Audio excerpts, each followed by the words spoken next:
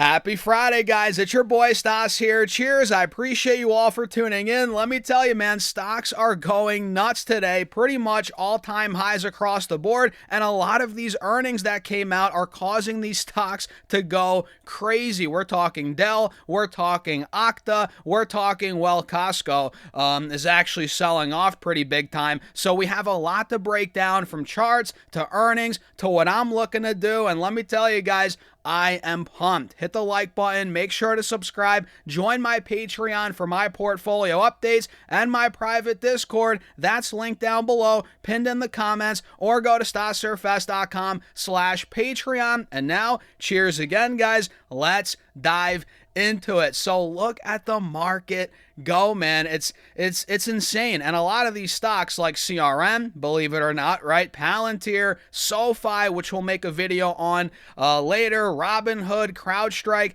these stocks are going berserk right now. And it's been a long time coming for a lot of those. And we'll cover some of them in this video. And look at the S&P. SPY's hitting 758 today. Obviously, an all-time high. It's continuing to break out, and the Qs are doing the same thing. We officially hit $741 on the Qs, a fresh all-time high. It's currently up. Let's see, the Qs are up 0.3%.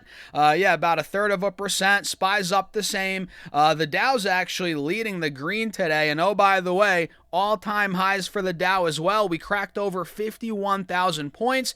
It's breaking out, guys. It's breaking out. And the Russell is, it's down a little bit. Okay. So the Russell is selling off, the small cap index.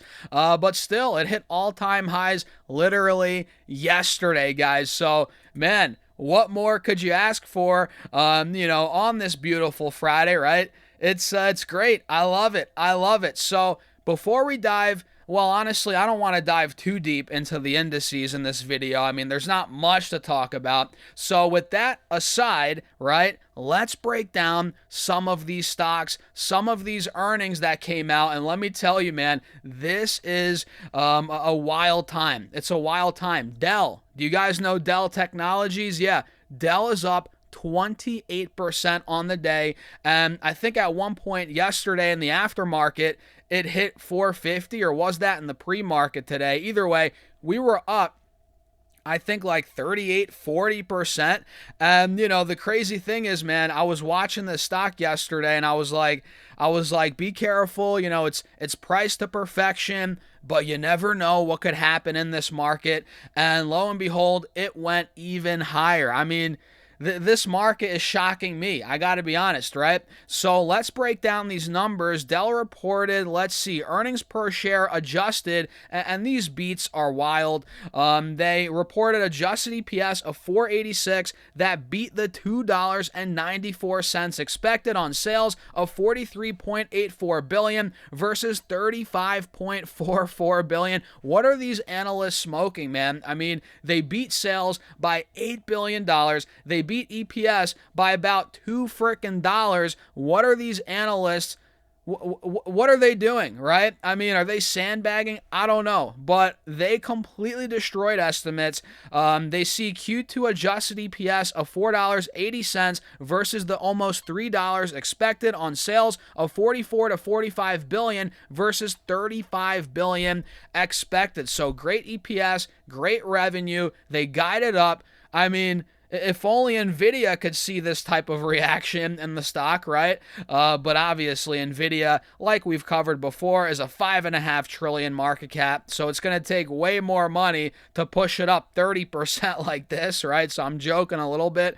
But man, what a day for Dell Technologies. And on top of that, listen, they have a massive backlog right now. The company reported an AI server backlog of $43 billion, signaling that demand is still significantly outstripping supply and providing strong revenue visibility for future quarters. And they announced some new major contracts. Dell announced a new $9.7 billion U.S. military contract, further diversifying its revenue streams and solidifying its position as a critical infrastructure provider. So this stock now is up from literally $110 a share. I mean, it's insane. it was $110 a share in the beginning of February. We're talking less than 4 months ago, guys. Actually, it was at 118 in the end of February. So we're talking 3 months ago. It's gone from 110 to 120, right? All the way now to $400 plus. So this is it's crazy, man. And I think at this point, I think people are locking in profits, obviously, considering it's down from 450 to 410. But who knows how much lower it's going to go. I mean, it might not go much lower. It might go a little lower, let's say 350, 375, and that might be all the profit taking, the dip that we see before buyers start to come in again. So Dell is looking ridiculous. And Costco on the flip side, sorry to burst your bubble here, guys. Costco is down 4.5% to 5%, and now it's actually completely breaking under these moving averages and this trend line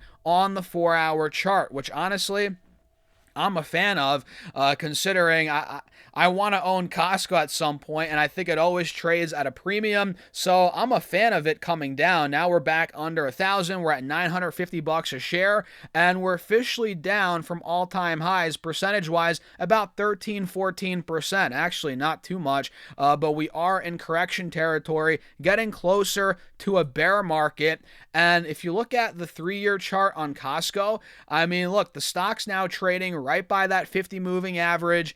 You know, if it creeps down towards the high 700s, low 800s, I might have to consider buying a little bit. If it gets anywhere near the lows from the end of last year, anywhere near this 180 moving average on the 3-year chart, I think that could be an opportunity, but I'm not rushing it because, look, they're still trading at a pretty premium valuation, and their earnings weren't the best. Let's come down here and see what Costco reported. Give me a second, guys. So EPS came in line. Q3 EPS came in at $4.93. That came in line, and the sales came in at $70.52 billion, which beat the $69.8 billion expected. So their earnings, they weren't bad. I mean, they weren't amazing. They're kind of right in the middle there. And they saw same-store sales up around 10%. 9.8 to be exact, and digitally enabled sales rose 21.5%. And we can see Q3 adjusted same-store sales, which excludes impacts from gas prices and foreign exchange, rose 6.6%. And have you guys seen the gas lines at Costco? Holy smokes, man. Before the Iran war, I used to go to Costco to get gas because why not? But now it's like, and even then, the lines were a bit, kind of long sometimes. Not too bad, like 5 minutes, you're out of there. But now the lines are ridiculous. I mean, it's not even worth it for me, man. I don't even want to wait 20 minutes, 30 minutes to get gas and save what, 10, 20 bucks. I don't think it's worth it for me. But yeah, if it was just like a 2-minute wait, like it used to be, 5-minute, it's worth it. But man, these lines are through the roof. But insane, but that's a whole nother topic for a whole nother video, guys. Looking deeper in these Costco earnings, right? Membership growth, we're seeing a bit of some concerns there. Total paid members grew 4.1% to 82.9 million, and this figure actually narrowly missed the estimate of 83.1 million. Not the end of the world, but memberships, paid members came in a little soft there, and additionally, some investors were disappointed by a deceleration in the growth rate of membership fee revenue, which rose 10.7% compared to higher growth periods in previous quarters. And gross margins took a little bit of a hit. Gross margin stood at 11.04%, representing a 21 basis point dip from the prior year. Not the end of the world, but it is something worth monitoring, right? So keep that in mind. Costco is slipping, breaking under this trend line. It is a technical break, guys, so it could slip a little further. It is a falling knife at this point, but it's Costco. Buyers will ultimately come in. It trades at a premium. I don't really think it's going to come down much more. Sure, it could go to 850. In my dreams, it could go to 700, right? I don't think it's going to 700, guys. Realistically, we'll get buyers to start really coming in this pocket right here between 850, 900. That's my opinion. So Okta is another one that reported earnings, and this stock is going haywire, man. Okta, OKTA. We haven't talked about this one in months, probably, but it's up 27%. It's over 120 bucks a share. I think it's over $100 for the first time. I don't want to say ever. Let me double check. Yeah, it used to be at 125 about a year ago. Now we're about to test that high from a year ago. That's pretty good news. But we're breaking out. And Okta, now that I think about it, wait, this stock was at $300 back in 21. I don't even think I was tracking it back then. Or maybe I was. I don't even remember. That was 5 years ago, guys. I mean, there were so many stocks going crazy back then. But yeah, Okta is starting to gain some life again here in the short term on earnings that were pretty good. And it looks like here we have a couple buy ratings from Needham. It looks like here RBC raised their price target. Mizuho, Oppenheimer, they raised their targets, it looks like.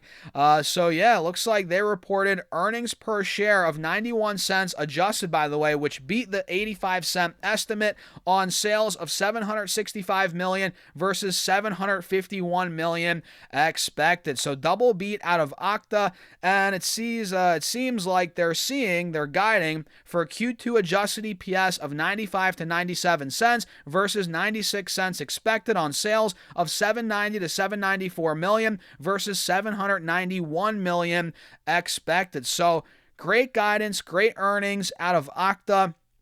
And looks like their full year guidance looks pretty good as well. They actually raised their full year 27 sales guidance a little bit.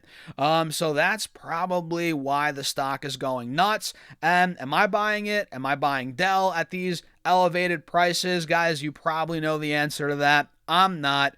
I'm not FOMOing in. If I was in these, guess what I would be doing? I would be locking in profits, right? That's how I move, man. If I'm in a stock that's vertical, it's going vertical like this, I'm taking money off the table. Unless it's a super long-term position and I think it's going a lot higher long-term, right? If it's a trade, look, I'm locking in profits. Like I told that guy with that Snowflake trade, right? This guy had options expiring on the 18th, call options on Snowflake, and I said, look, if I were in your shoes, it's up 30-40% after earnings.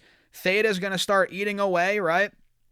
I'm locking in profits. Or you don't want to risk, you have time risk with these options. So for me, I'm locking in gains, especially on call options, man, on Snowflake, on Dell, on Okta. I'm getting out of those, right? Locking in profits. If I'm in shares, okay, maybe I'll let some ride. Maybe I'll let some shares go.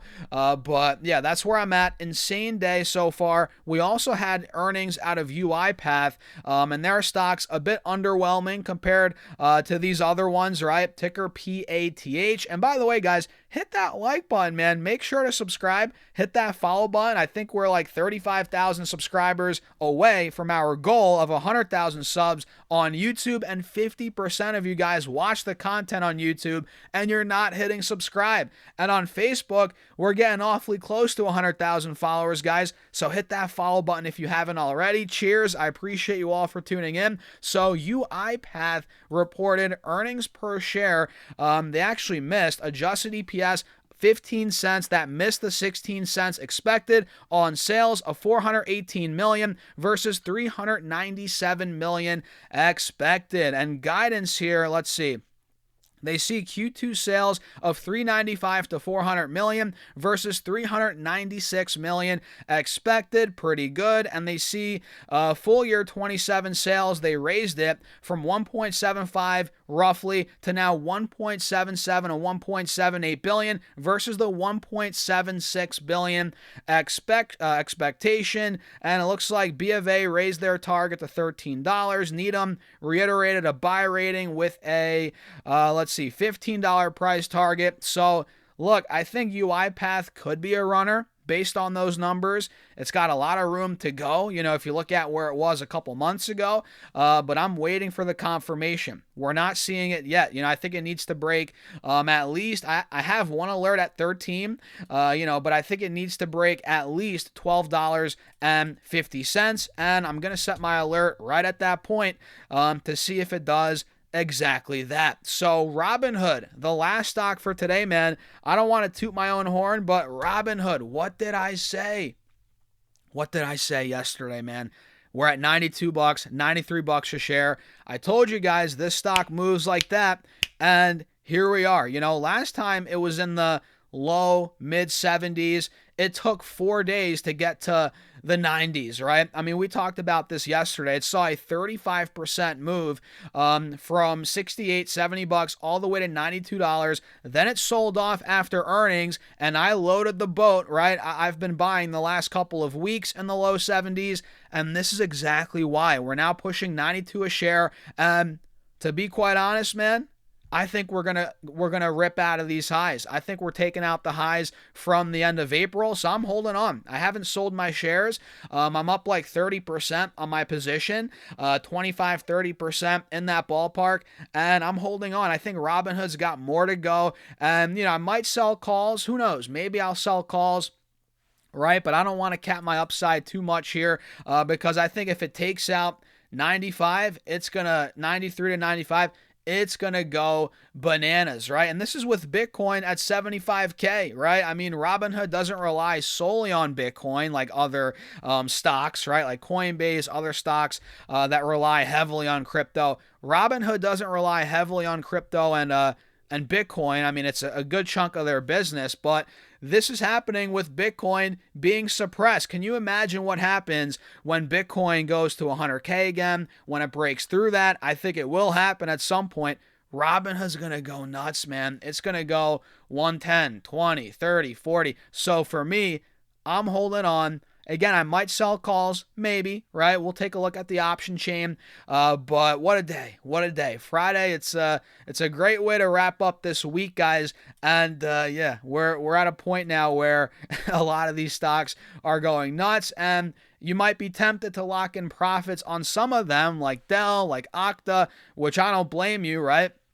But other stocks, you got to realize when it's time to lock in profits completely or when it's time to let them go a little bit more. I think Robinhood is one that you could trim a little bit, but I think it's wise to let it run a little bit more, in my opinion. That's what I'm actually doing right now. So what do you guys think? Let me know your thoughts in the comments. What a Friday so far. I appreciate you all for tuning in, and check out my Patreon if you guys want to keep up with what I'm doing in real time, my stocks that I'm buying, my trades, investments, my options moves, right? All of that's on Patreon, link down below, and you also get access to my private Discord. It's also pinned in the comments, or go to stockssurfest.com/Patreon. And with that being said, cheers, happy Friday. I'll see you all in the next video.